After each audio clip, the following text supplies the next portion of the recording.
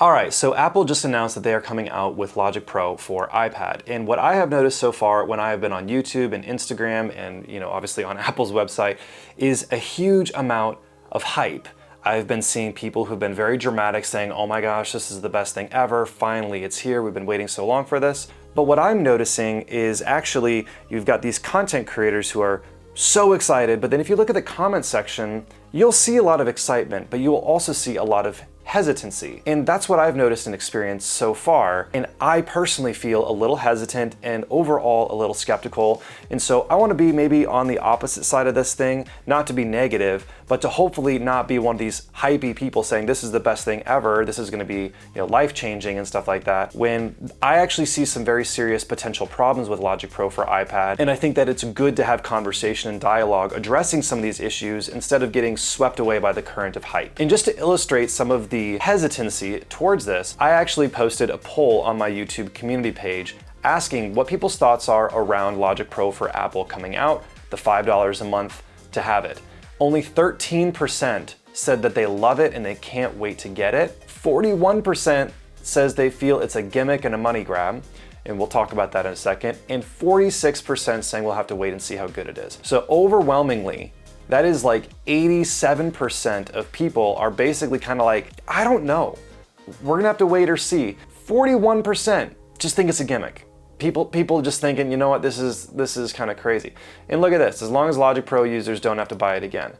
We'll talk about that in a second because that is not the case. All right, so obviously their marketing is beautiful, it's stunning, it's Apple, what do you expect? But I wanna dive into the main concerns. There's a lot of good stuff here.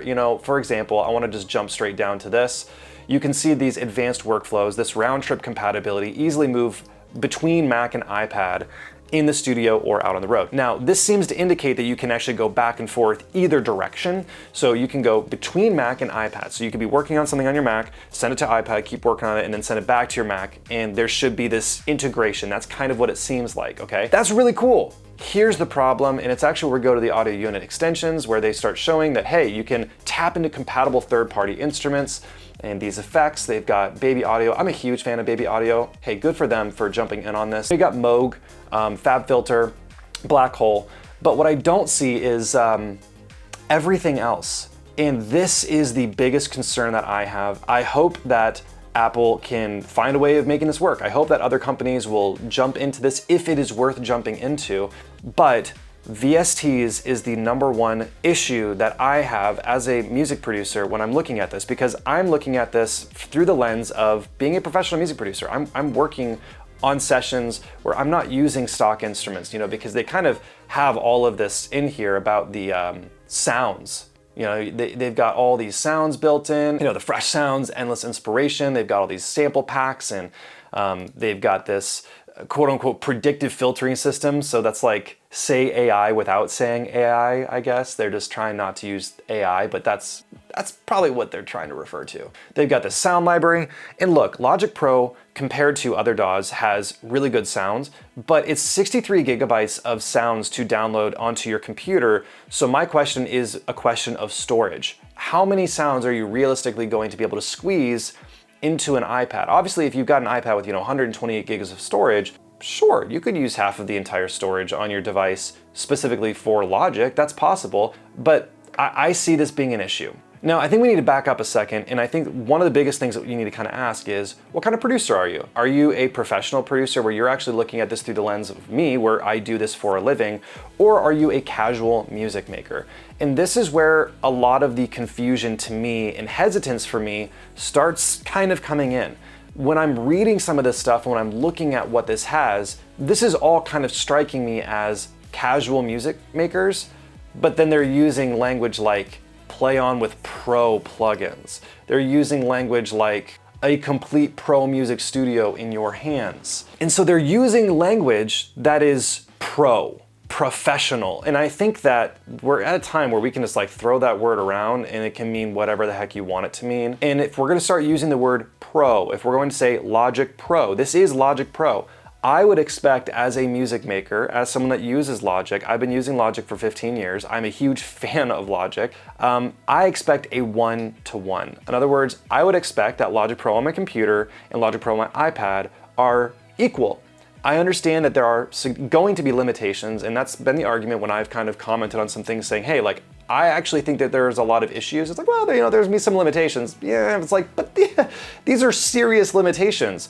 Am I supposed to be able to connect my solid state drive to my iPad? How am I supposed to access all of these sounds that I have? Because for me personally, and for many of you, if you're using sound libraries, I'm not using stock sounds in Logic. Again, if you are a professional, you're not using stock sounds in Logic very often. Most of the professionals I'm around, we're using third-party libraries for everything. And so again, it raises that question of who is this for? Is this for casual music makers or is this for professionals? And if it's for casual music makers, it seems to me like they're just kind of blurring the lines a little bit of what this software is gonna do. I hope I'm wrong. I really hope I'm wrong, but I'm personally a little skeptical. And then the number one thing that I've been seeing people complain about is this right here. $5 a month or $50, $49 per year to have Logic Pro on the iPad. And my question, as well as some of the others, is Apple, did you not just see what happened to Waves? Now I understand that was a different situation. I get it. But people are so sick and tired of paying a subscription. I understand from a business model perspective, you know, subscriptions means recurring revenue.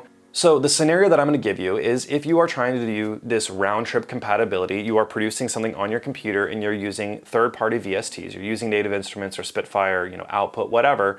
You're producing, you've got all your tracks, you've been building it, and you're like, okay, I gotta, you know, hop on a flight or something. And you're gonna send it to your iPad, and now you get it to your iPad. These VSTs are not compatible.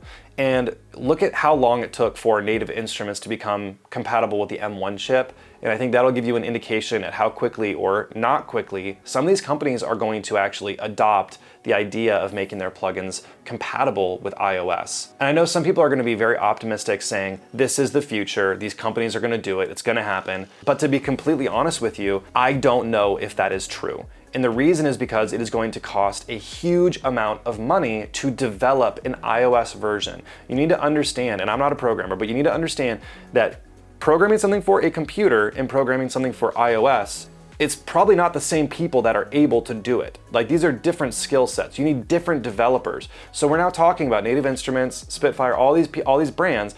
They are now going to have to either hire or subcontract a completely new development team to actually make it compatible with iOS, which is going to cost a lot of money. You still have the issue of data. Where is this data going? Are we able to connect an SSD to the iPad? Because if not, how are we going to even store the samples? Where do the samples go?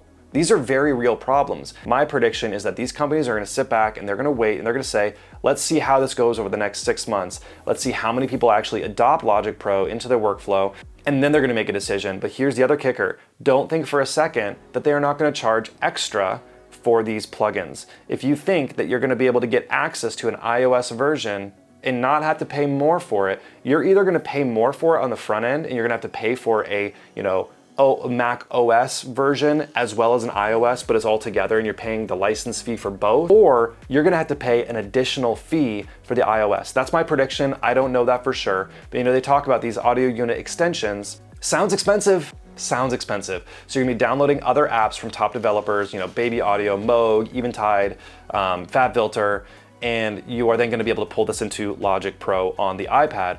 And my concern is that this is going to require additional charges to you. So while everyone is really excited and hyped up, all the things I didn't talk about are exciting. There's a lot of exciting stuff. I'm not trying to be a Debbie Downer. I am trying to be realistic though, and I'm trying to really help you understand that there is another side to this of legitimate concern. I don't want to just be like the guy that's coming out and all hypey. If you've been watching my channel, you know I am a massive fan of Logic Pro. I have been for a very, very, very long time, but I just have some legitimate concerns. And these are concerns I think that you should have as well as you are looking at whether or not you should get it. I think you should get the free trial. I'm going to get the free trial. I'll probably make a video of my first impressions. But with all that said, I'm really curious to see how Apple and all these other companies are going to handle some of these issues that I've addressed in this video.